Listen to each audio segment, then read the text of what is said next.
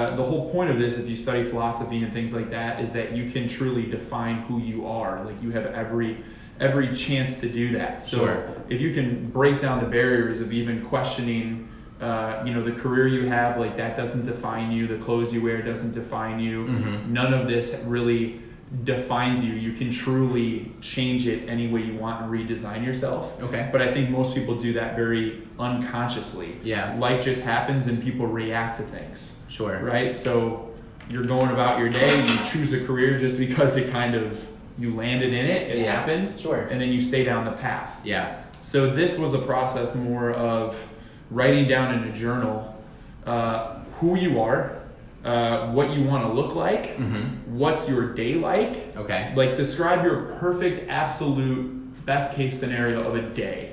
What do you do spending that day? How do Yeah. you wake up? What do you breakfast do you have? I want to interject there.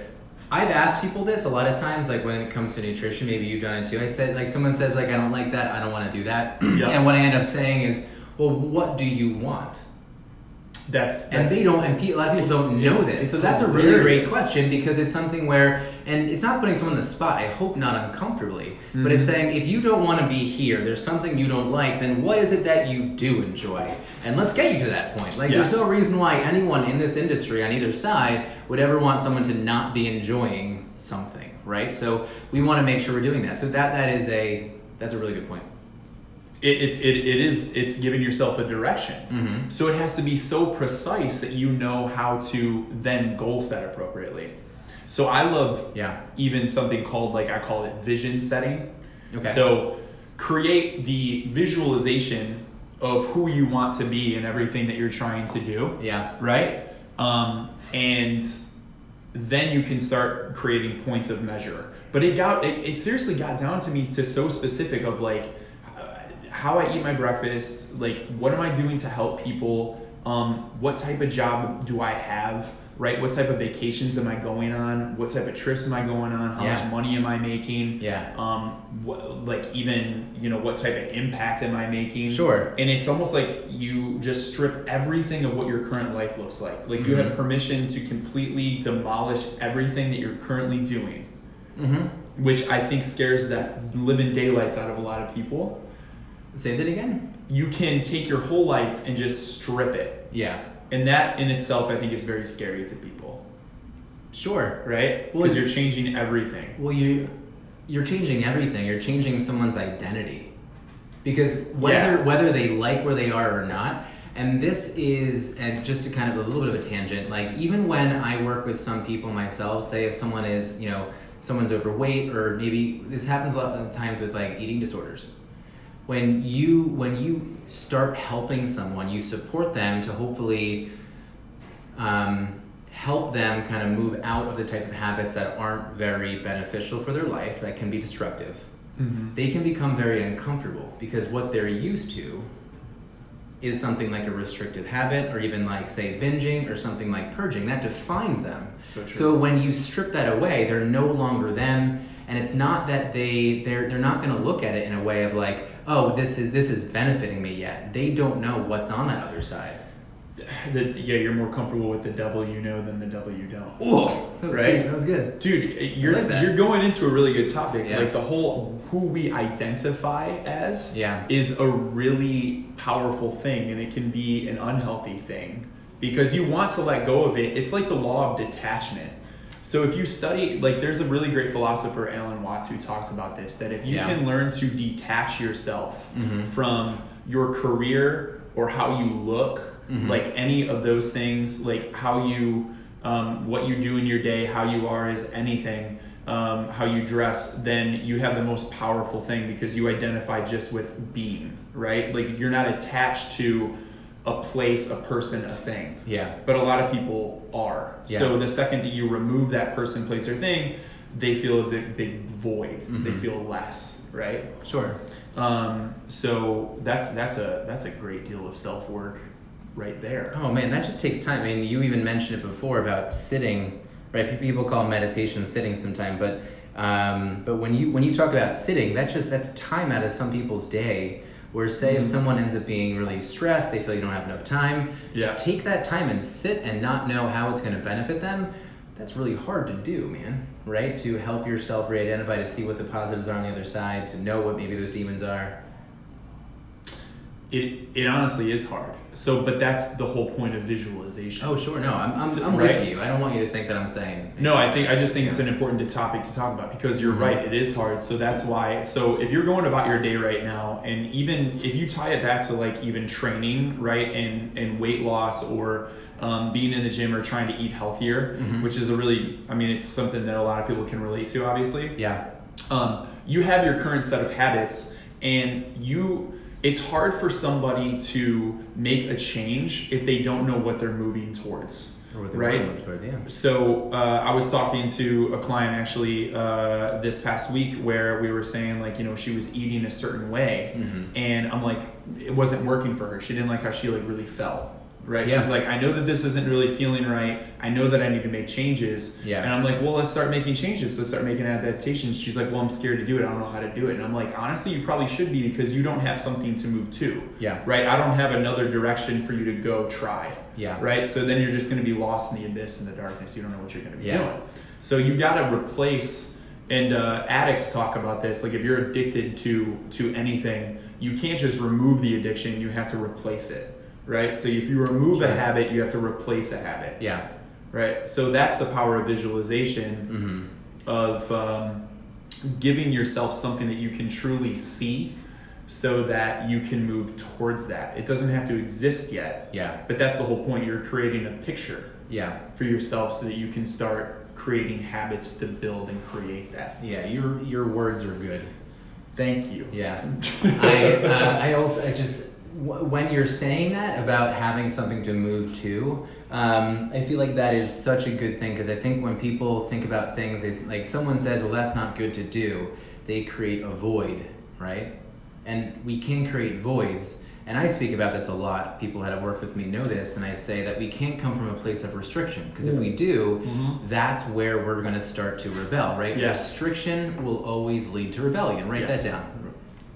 It does, though. You want to break it, right? Always. And so, and no matter what you're talking about, right? Religion, politics, sex, money, gambling, drugs, like, that's just how that's going to be.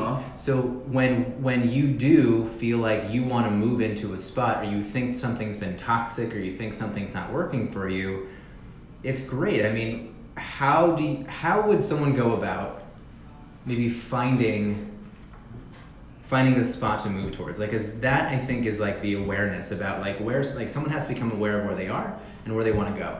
Yep. Right? So how, like, what do you think that step would be if someone is visualizing themselves and they're trying to like help themselves? Like, how, this maybe is a deeper question, but how can they figure out where to go? How could they break that down? It is a deep question, but it's just one worth doing. So the first thing you have to do is get to a place of honesty with yourself, because, and that sounds simple, but it's actually very difficult. I would encourage people to actually write down 5 core values that they embody. It's almost like a mission statement. Yeah. Right? So like, how do you lead your life? Because you lead your life right now by morals and ethics that you might not even be aware of, but they are your North Star. They guide you. Yeah. You see certain things in your life as moral or ethical, and that's why you make decisions the way that you do. Yeah, it's your like operating system. Sorry to cut you off. I feel like this is the same thing as being at your own funeral and thinking about how people are going to remember you. It is like that. What you're saying, that's how I think, and that's so much darker. But you said it a lot more poignantly. So thanks for that. But I thought that was really good. I thought of it that way too. I think it's very similar.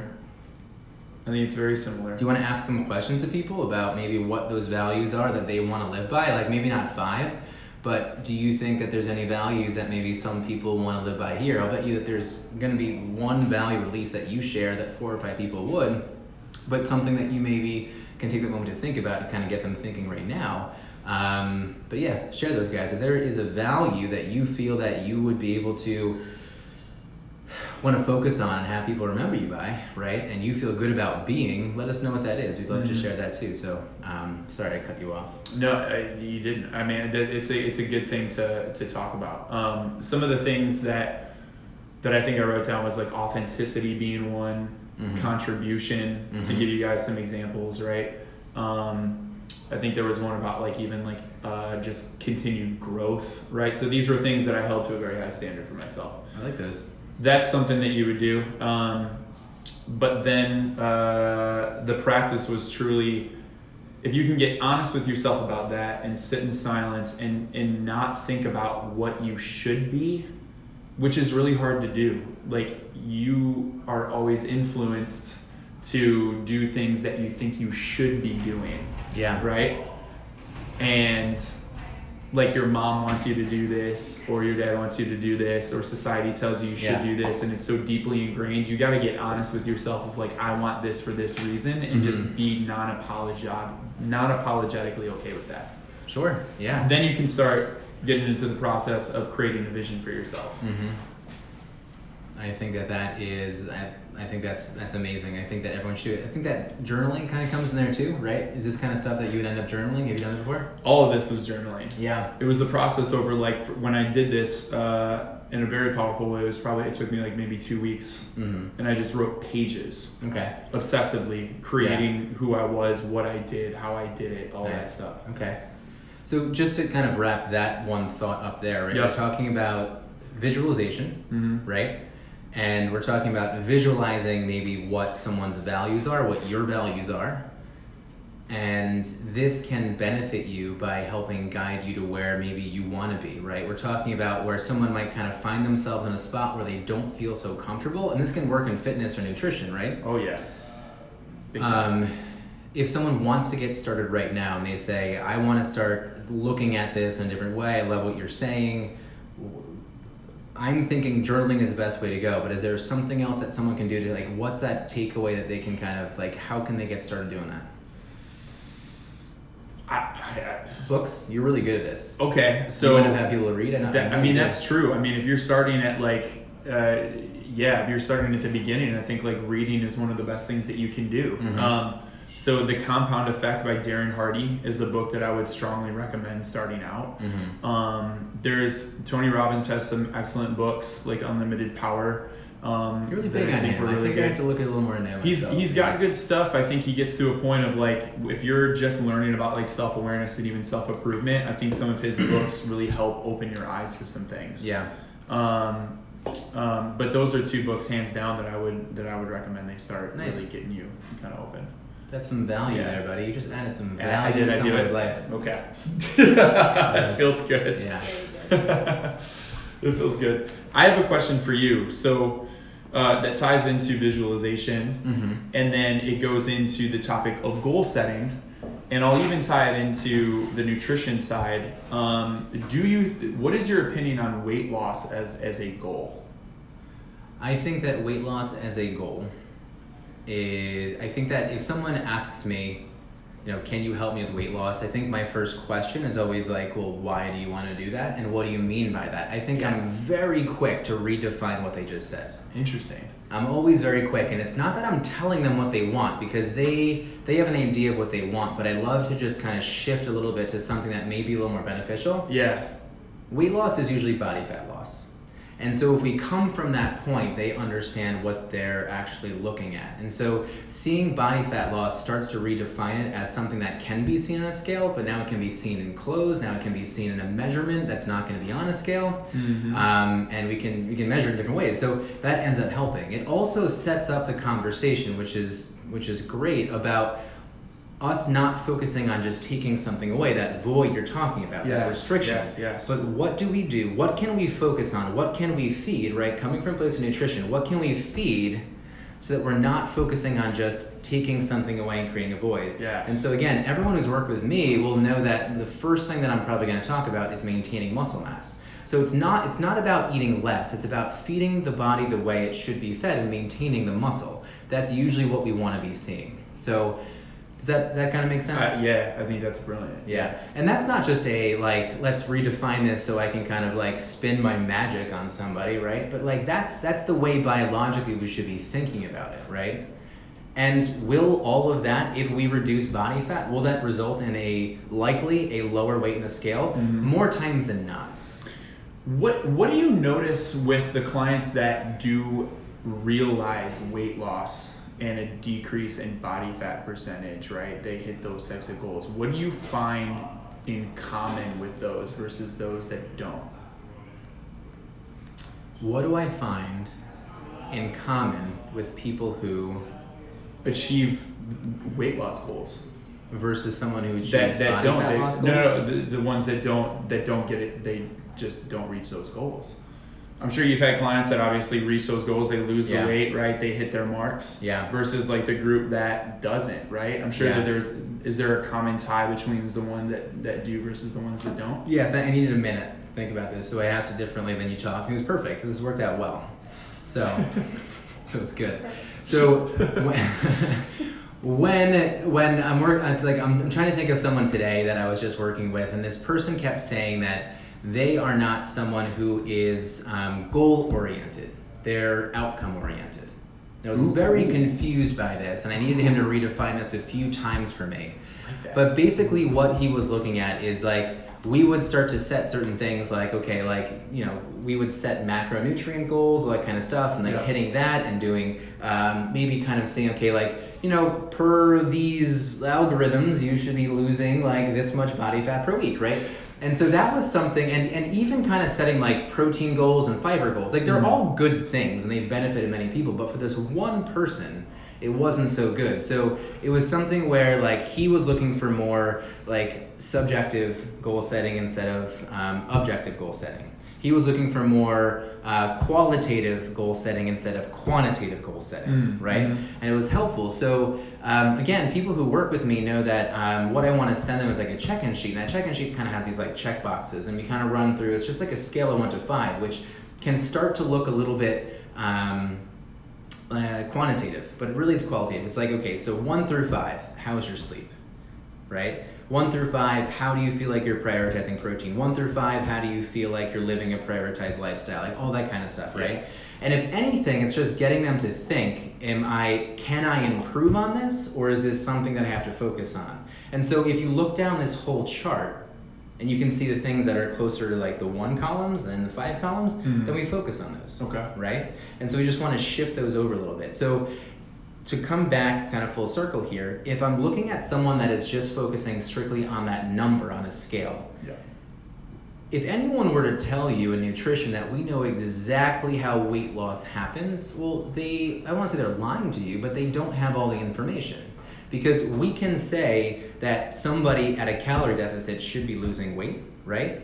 And body fat should be a smaller number on the scale, but that might not happen week to week. It might not happen in 3 weeks. It might happen in 6 weeks, right? So we need that amount of time to actually see that. And it's sometimes, right, and I work with many people, and someone even was able to text me today, and they said, you know what, thank you for teaching me what you did. I finally took what you were saying. I waited, I trusted the process, and it finally happened.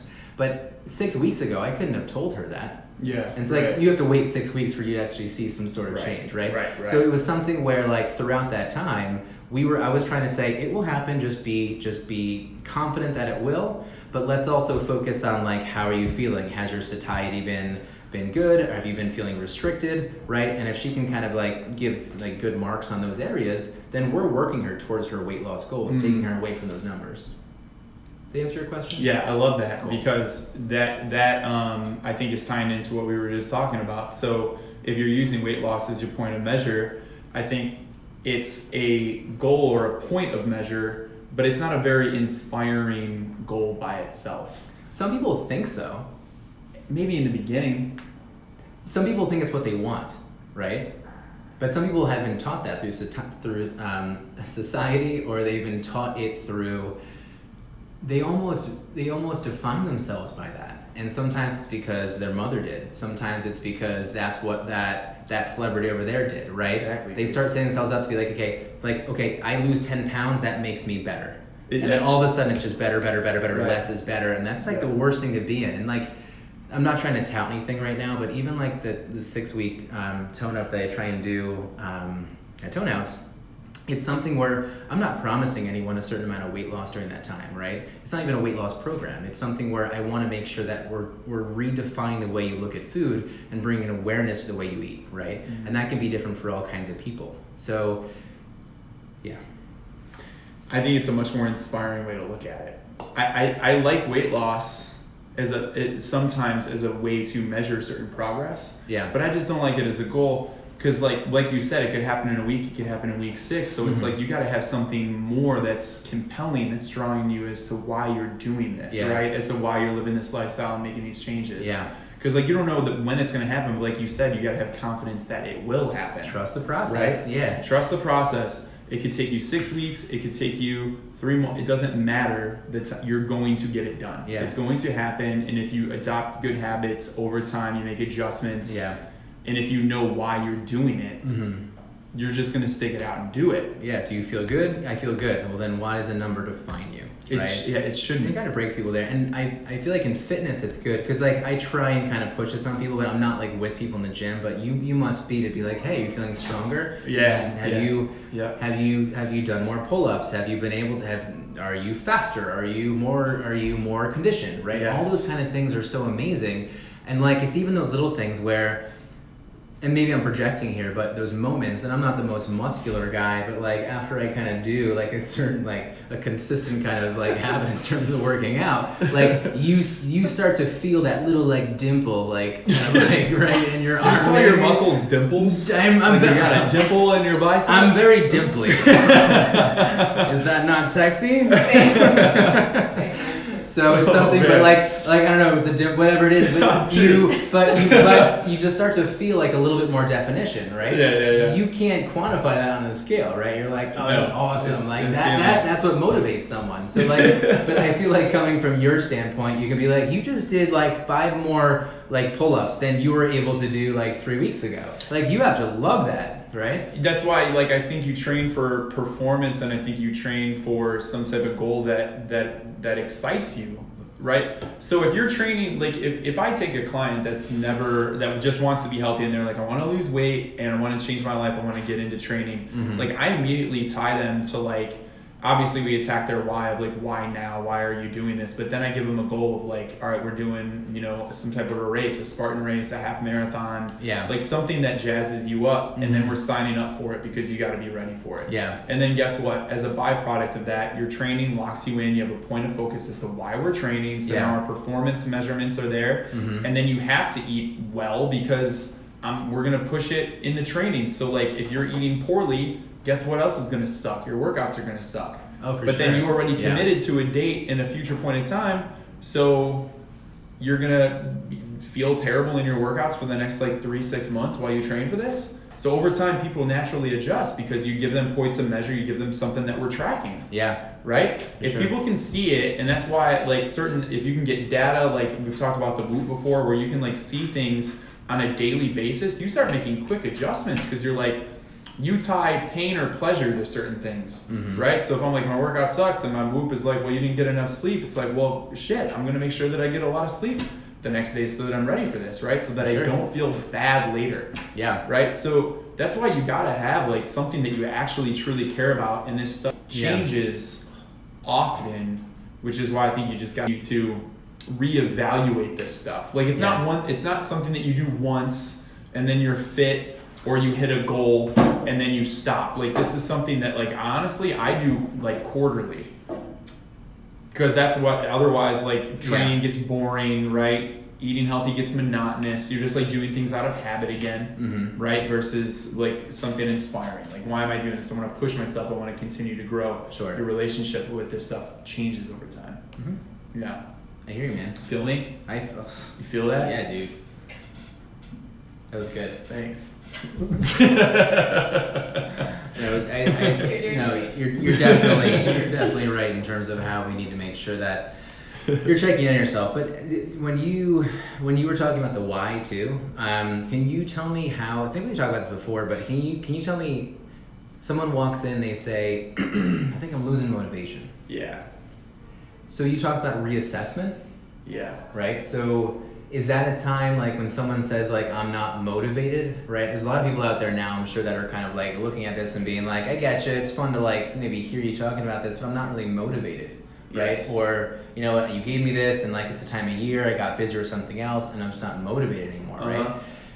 The reassessment can help. Like what do you want, right? That's kind of a question. But I think what you just said before about the why, right? Understanding like what is somebody's why, right? Like, have you ever been able to sell motivation? You might be able to say yes, actually. I don't know. Nah, dude, motivation is like Mel Robbins talks about this, and I think she talks about it pretty well. Mel Robbins is another person. I think she's got some great books and material. That Joe motivation. Necker. You saw her. I did. She was very nice. I did meet her outside of Tone House actually. But she says that motivation is garbage because it fluctuates. That's triggering. It's crap, and it's true though. Sells books, right? It is though. I think like if you think about it, there are some days you wake up and you just feel like you're catching fire. So you can go into the gym and everything's just amazing. You just feel great, but then you wake up the very next day and you're just like, what happened? Like I don't feel great. I feel tired. What happened yesterday was so amazing. Yeah. Like some days you just feel it, some days you don't. But that's why you need something that inspires you or challenges you, because the reality is your mood's gonna fluctuate no matter what the hell you do. Yeah. Right? You could be given, like, even if you're talking professionally, you could be given $1 billion. It doesn't mean you're gonna be happy permanently for the rest of your life.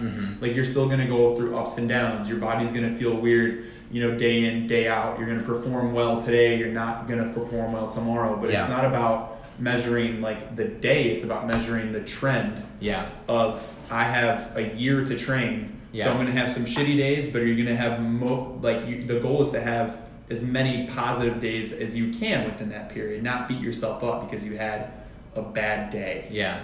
Right? Or you weren't motivated that day. Yeah. Right? Sure. So something I told a client that reminds me of this is you don't want to measure the bleep, you want to manage the trend. So if you're looking at statistics, they do this with like outliers with a group. Bleep? The bleep, yeah, my brother came up with this like this. Yeah, he called it a bleep. Like so a little outlier, like on a chart, Oh, a graph okay. chart. That makes sense. So you don't manage Sounds the like I'm little the only bleep. one confused about that. I'll explain. In statistics, you have things like the bell curve, right? That captures like the law of averages, or you have like you can take a group of data, right, that shows performance on like a daily basis. Yeah. So you could be like things were good, and then one could be like way off, like it was terrible, right? You don't really look at that as part of your data subset. Okay. Because it's so far out from the outlier. So you manage the trend. So if I have a week of not wanting to work out, sure, that's something to look at. If I have a day or two of feeling like garbage and not wanting to work out, you're a human being. Yeah. Let it go. But there's a problem to be course corrected if it goes on for like weeks. I almost broken a song. What? Do you hear that song? Let It Go? Let It Go. Yeah, of course. I think it's I wish from you Frozen. I think that's really good. What do you think can end up leading to somebody trying to, like, focusing on those things? Do you deal with someone who just becomes like burnt out? Do you feel like what does that lead someone to if they keep focusing on that negative stuff? You want to see this too, whether it's someone that's tired, they're not thinking about recovery, they're pushing themselves through. They're like, if I just keep doing this, it will happen, right? Yeah. What is it that you feel like? How do you deal with that burnout? Is that something you end up seeing a lot? Yeah, I see it even in myself. If someone comes to you though, like you can think about the way you deal with it, but if someone comes to you, you're like, yeah, we've been training together and I'm feeling like really like unmotivated, and they might tell you like, I just gotta stop, right? You can't motivate them. No, I actually tell them to stop. I think the best cure and remedy is actually to step away from it so that you can miss it. Yeah. Sometimes I think we hit things so hard, and this happens to a lot of athletes where, like even pro athletes, they've been doing it for so long, so serious, going balls to the wall on their training for so long, for sure. that the second that it stops, they're not in the gym or doing their training or keeping it up at all because they're like, I'm exhausted. Sure. And then like maybe, it depends on the person, maybe months go by or even a year goes by and they start to miss it. They miss like the environment and stuff. And then your relationship with it blossoms in a new way. Yeah. So it happens to me in the gym, like it happens to me in training, it happens to me in like almost any area of life where I think if you're at that point and you're forcing something and you're just going in for the sake of discipline, you talk about with food, like when you're doing it from even like a point of deprivation or you have to, I think eventually it's just going to be it's just not going to be good for you. So I would rather step away from it, do something totally different for a while until you miss it, and then when you go in, you're gonna be back. Yeah, you're really good with that, man. I must say, I feel like I've seen you ever since I've known you since like January or so. I've seen you step away mentally, physically, and I think it's really kind of helped you out and kind of kept you pretty stable in terms of like the I want to say the image that you portray. I don't think that's right. I think just kind of who you are. So I think that you're really good at that. I feel like people can really look up to you for that. I appreciate that. I'm not perfect at it. Oh, really? No. You have a hard time. I'm having a hard time with it right now, actually. I mean, I'm a little burned out with my training now, to be quite honest. So the last week, like I noticed that, like I'm kind of speaking in my own example, where I was like, You can project.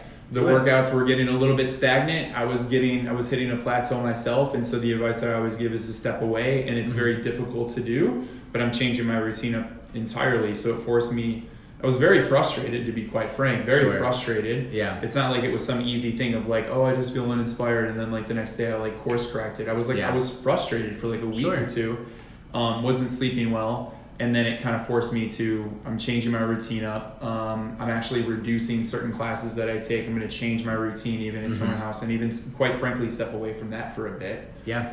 Miss it again, do some different type of workouts, get my body back, and then like back to like a healthy state where I'm feeling like just energized, and then I'll reintroduce things. I think it's just like, kind of makes sense to me. I think it's good. It isn't going anywhere, right? You're just taking care of yourself. The worst thing you can do is just fall out completely from it. But yeah, I mean, like I like thinking this way, but like in terms of recapping for people who end up having a really challenging time, or you're in a challenging time right now, I would probably say the first thing you can do is just have the conversation. I don't know if everyone's going to be as aware as you are, but being able to let somebody know that, hey, I'm burnt out and I don't have the answer right now. Because it happens with just so, like this city, it destroys people, right? Yeah, it's tough. And so it's something where like just start the conversation, talk to somebody. And to be honest, I think Joe would be a great person, not to overwhelm you on Instagram, but hey, DM Joe. He can give you some slide into the DMs. Yeah, it always just sounds so weird, but I think that you would just be a great point of reference for that kind of thing. Thank you. You do well. Thank you. I wish. Did I make you comfortable? Yeah, no, I did. Yeah, Okay. put me on the spot. Self-awareness is a tricky topic, and I think it's the first. I don't know how people build self-awareness, but the first step that I've ever taken, and like I'm still on the process. I think it's never ending. Is to simply read. People don't read enough, man. You sound angry. They don't read enough. You're smiling, but you're angry behind that face. I think it would help a lot of people. How could someone start to read more right now? It sounds like a silly question, but I'll there's this book that I want to read right now. It's about goal setting, and it is. I want to download it, but I want to go buy it, and my thought is like, I want to read it off of paper. I don't know why, I just want that. It's like stopping me. This is stupid. Like, Dude, I don't break some understand. balls right now, man. Just go buy it? Yeah. Yeah. Just go get it. You're in New York City. Can I tell you what the problem is? What? I don't want it enough. Yeah, That's see? that's what happens. really what it is right that's now. a clear Yeah. indicator right Yeah. there. I That's start so many self-awareness. books. I start so many books, and then I do not finish them. I Man, want to be you're a picking- book reader. You're picking the wrong books. Why do you want to be a book reader? The last book that I read completely was about a dude that lived in Virginia who was escaping the drug cartel, and he became a hunter in the woods, and then he lost his mind. I feel like that sounds like a good movie. I was picturing it. Sounds like a great I was movie. like, I love your movie. But that's the kind of stuff I enjoy, but yet I want to take away those other kind of like more insightful kind of So stuff. you read books for stories, not like personal development type stuff, or like learn about like the stock market, like the boring stuff like that. You like stories. It makes you sound like a child, but yeah, I guess I do. Yeah, You like Dr. stories. Seuss is my favorite. That's on top of my to read list. Well, there you go. No, but you're right. I feel like I do really well with like TED Talks. I do really well with just looking up videos. That's why I do well with Twitter because I can kind of pull those things out. But if anything, like I'm aware that I'm not a good reader. I've never been a good reader. Self-awareness. Yeah, so you see it happening right now, everybody. This is content being put into action. Where did you learn all about nutrition then? Was it from lectures? Did you listen to lectures or did you Oh, read I just books? made it up, man. Does this all sound good? Is it selling me on it? No. You know what it is though? It's still like it was a lot of like their like video content and like it is reading. Like I think struggling through like a large textbook and like I always had those aspirations like I'm gonna read this chapter this week and that one that week. And It I was sounds like, good. well, I'm bored now. But like sounds no. But like nutrition is something that like was kind of that story-esque thing because I was into it, right? Kind of was that. That's the key though. You got to be into it. You got to find a topic that you actually enjoy. Know who you want to be. That's it. Otherwise, I'm not reading a book. You got to like genuinely want and have a curiosity, and then you dive in. That's the truth. I can't just hand you a book and be like, "This is a good book. It's going to help you with everything," and then you're not going to read it. Joe, you handed me a book one time. Did you read it? No. There you go. Case in point, and it's a brilliant freaking book. That was the Marcus Aurelius book, right? Emperor's Handbook. Best book you will ever read, hands down. It will guide you through everything you're struggling with in life. It's in the book. Yeah, but I was thinking. It is in the book. But this guy was like Yeah, live he so is long ago. What does he know? Everything. He knows everything. Everything. Well, I actually saw someone reading a book about meditation. I was like, he meditated and he wrote a book on it? That's amazing. Oh my god. Yeah, it's cool. Don't be angry. That's the topic today. Hilarious. Visualization and goal setting, We Elise. went on- That's what yeah. our topic is. Elise doesn't know what we're talking about today. Today we just kind I of like the topic. we went on. Yeah. Different That's good stuff. because we deal with goal setting every single day. In a way we do. I Yeah. want to know if you guys have questions. Can you guys send us some questions and then we're going to tackle. We would love to answer your questions instead of us just rambling like idiots. What's up, Roger? Send questions. Raj. You don't have to. I'm not Yeah. trying to force your hand. Elise, do you have any questions? Not yet. I just asked the Instagram. Okay. Oh, nice. Okay, Do they cool. get back to you in a certain Not amount yet. of time I'm usually? awaiting a response. Okay. Do you think that there is such a thing as work-life balance, Ryan? No. I'm going through this now, and I'm gonna say yes. I don't think I don't think everyone reaches that 100%, but I think that you can be better at it. Yeah, you can. I think again you have to know what you want. But we're tying it back. Know what you want. I wasn't trying to Well, be you that did. way, You but I said guess that. I did. But you have to know what you want in terms of like what do you like. Like right now, I mentioned this to a few people that I've been struggling with my fitness, and so I know that's what I want. I just have to make time for it though, right? So people kind of want this work-life balance. They want to make enough money to not do anything sometimes or whatever, or they just want a bunch of Instagram followers. But you got to bust your ass. Like you're never going to be able to sit back on your butt and just kind of like get that kind of thing. So I just kind of have to put some goals in place, man. Yeah, goals. Yeah. Goals. I feel like I've been kind of visualize. churning for the past couple of months now, which has been good. I'm learning a lot. Well, sometimes, I mean, those are the phases. The best way that I heard it described was that you never really are 100% in one area, like kind of like you just alluded to. So, Yeah. like in different phases of life, if you have your finances, relationships, professional life, personal life, spiritual life, your fitness, right? All these things are in buckets. Yeah. Right? In some phases of life, your professional life is going to be like pretty full and it's going to take a lot of your time. And then in other phases, it's going to be family. Like it just continuously kind of fluctuates. And so Yeah. when professional life is high, it's like, well, certain things are going to be neglected. Yeah. And so you just got to either be okay with that or catch it. And I think it's always just a simple balancing act. I don't think that there's like this perfect equation. Yeah. I hear you. Bow Lifestyle Wow. pod. Oh, Bow Wow's got a question. yeah, Christian, I got one for you. So a great podcast for like just lifestyle podcasts. One of my favorites is The Impact Theory by Tom Bilyeu. Yeah. Great one. I think that's good. Mm-hmm. Yeah.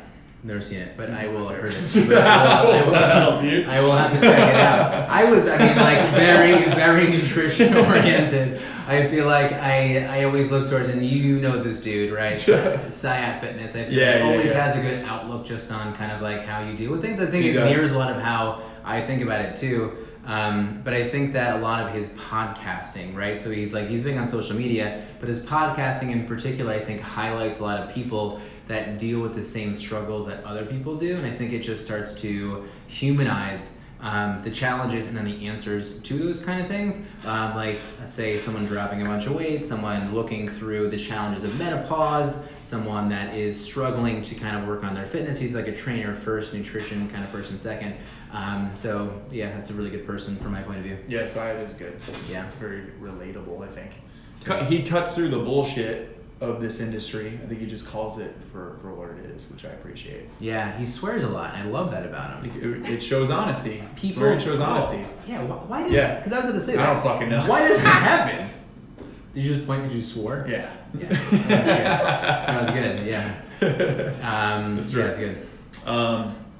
Well, yeah. Well, I think that's pretty good.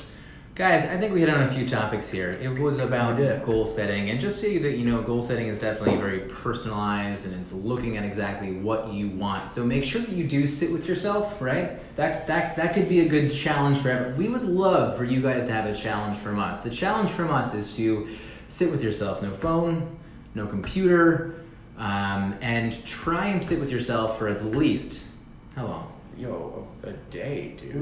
What? A day. You Look, get look, it's maintenance. like on 10 dude. minutes, we're on It's a day? it's maintenance. Let's get real. This is about the realness, right? We're cutting through the bullshit. Where's someone going to go for a full day? Go to the woods, man. What is this, Thoreau? What's going on? Go get lost in nature. I'm so freaking serious right now. That could be a good one. Go I'm get lost so in nature. Serious. Like, have your phone with you just in case something happens. But Wait, we're trying to break away from that. Okay, how about we split the difference? Let's say Anyways. 15 minutes.